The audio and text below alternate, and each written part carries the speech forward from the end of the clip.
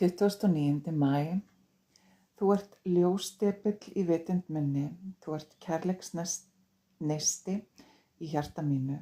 Þegar þú getur náð því og sé sjálfan þig sem smækkaða mynd af alheiminum, muntu aldrei framar gera lítið úr þér eða hugsa slæmt um sjálfan þig. Þú munt gera þér grein fyrir að þú ert raun skapaður í minni mynd og líkingu, að við erum eitt, að ekkert og enginn getur aðskilið okkur. Ef þú finnur einhvern aðskilinn frá mér, er það því að þú býrð hann til. Ég skil mig aldrei frá þér. Þú ert einstaklingur en ég er alheimurinn. Er það nokkuð furða þó þú verður að fæðast aftur til að skilja dásemdir þessa sannleika? Margir hafa villst svo lengi frá mér og hafa aðskilið sig svo mikið að þeir hafa staðsett mig í himnaríki hæstu hæða, svo að ég er þeim fjarlægur.